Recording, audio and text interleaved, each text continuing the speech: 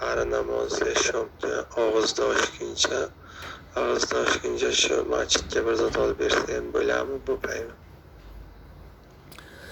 Hürmetli akacanım, so'rabsiz ki bir odam ki o'z sadaqasini, yani o'z fitrasini, paysasiga masjidga kelib og'iz ochqich kishilarga birer narsa olib bersa bo'ladimi?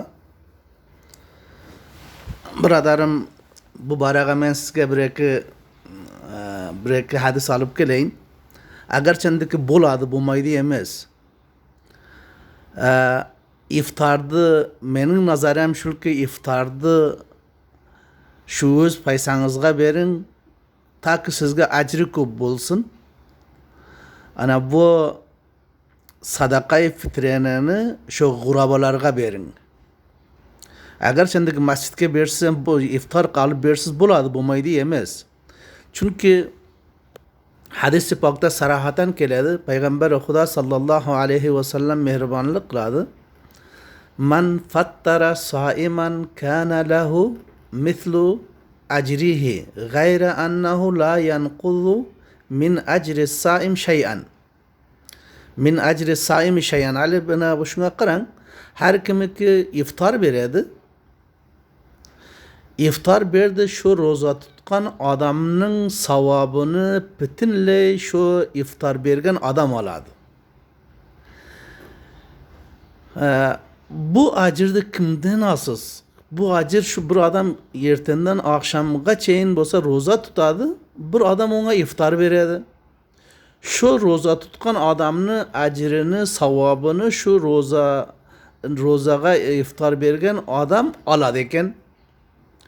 Ene buna şunday endi bu adamdan nima iradasi bilan roza tutmadi? Bu adam roza tutmadi. Alloh taoladan o'zini gunohini maaf qilmoq uchun. Ki qanday endi qarang, bir hadis yana keldi. Payg'ambar Xudo sallallohu alayhi va sallam mehribonlik qiladi. Man qama Ramazana imanan va ihtisaban g'ufira lahu ma taqaddama min zambihi muttafaqun alayhi. Yani burada qarang, mana shu hadisni men endi sizga tatbiq beryapman. Har kimki roza tutadi, iymon holida va shu gumon qilib turib, o'ziga shu umidni olib turib, Alloh taolo uning o'tgan gunohlarini mukammal bag'ishlaydi ekan. Al uni o'tgan gunohlarini mukammal bag'ishladi. O'rda qarang, aytdiki, her kimki roza tutkan adamga iftarı veredi, onu günah savabını aladı. Ali qarang, bir de o roza tutkan adam imanan ve ihtisaban, iman halida o'z qalbida mutmain ve xiyolam qiladi ki Allah meni günahımni bağışlaydı. Bir de şu rozaga iftar bergen adamның ham Allah Teala günahsını bağışlaydı. Bu acırdı kim alsın? Şu sebepten mening nasihatim, siz bir hukmni joyiga sizga mening nasihatim shuki, iftarni paysasini g'urabaga bering. İftar roza tutgan adamlarga iftar bering, ozmi, ko'pmi? Bu zaruriy emas ki yaxshidan yaxshi palov bersin, qo'rma palov bersin. Ya o'zbek palovlarimizni Kabulda sizlarda yaxshi taomlaringiz bor, ol bersin. Bu zarurat emas. Ana bunda aytdiki, bir her narsa bersa bersin. Bir azdan az bersin, maksat ağzını açırsın deydi. Her kim o'z andozasiga mutobiq, bir o'zbeklerimizde bir matali var. Her kim o'z ko'rpasiga beraber ayak uzatadi deydi. Siz ko'proq bera olmaysiz, ozroq bering. Maksat şunu iftarı qildiring, Alloh taolo ko'p savob beradi ekan. Mana bu hadis qarang, endi tag'in bir hadisni sizga aytib berayin. Man fattara saiman kana lahu mithlu ajrihi g'ayra annahu la yanqudu min ajri saimi shay'in. Bulam şu avvalgi hadisdeyin. Bunun ravisi başka. Mana shundan so'ng olsam tashrih qilibdiki, qarang, aytibdi har kimiki bir odamni oldida bir odamni uyiga kelib iftor qiladi, Alloh taolo unga qancha ajr beradi. Mana bu annan yana hadisda oxirini ham o'qib berayin.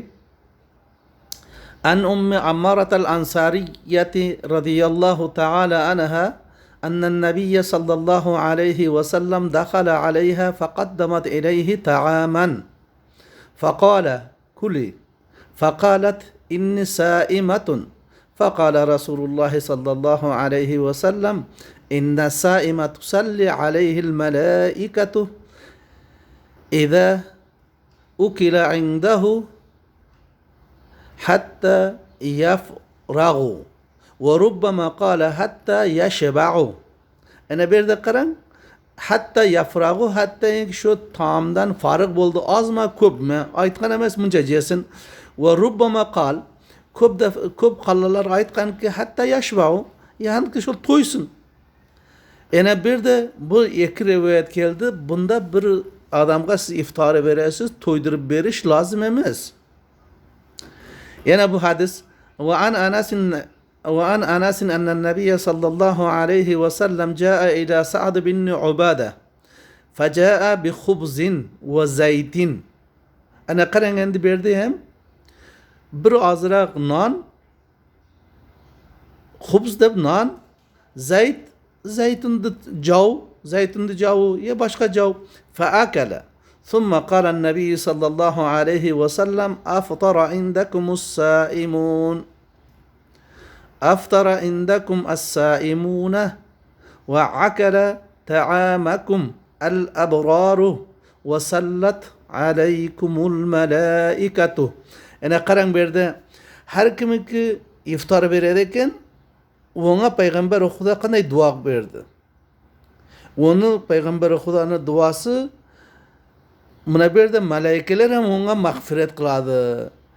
Aya biz shu iftorni Allohning rizosi uchun beraylik. Siz bizga farishtalar ham mag'firatimizga, bizni gunohimizni baxshish bo'lishga duo qiladi ekan. Bu ko'p bir savobi bor. Ha, bunday qilsa bo'ladi. Masalan, sizga endi masjidga iftor berish, sadaqa fitrga, boshqa yerdan paysa ko'p keladi. Shularni sadaqa fitrini olib so'ng masjidlarga iftor bering, bo'ladi. Yaxshi, Xudo qabul qilsin. Ammo az muncha sadaqalaringizni, sadaqa fitrlaringizni shu g'urabalarga beringizlar, taki ular ham xo'shlikqa sharik bo'lsin. Alloh taolo hammamizga tavfiq inoyat bersin, yaxshidan yaxshi amalchi bo'laylik. Assalomu alaykum va rahmatullohi va barakatuh.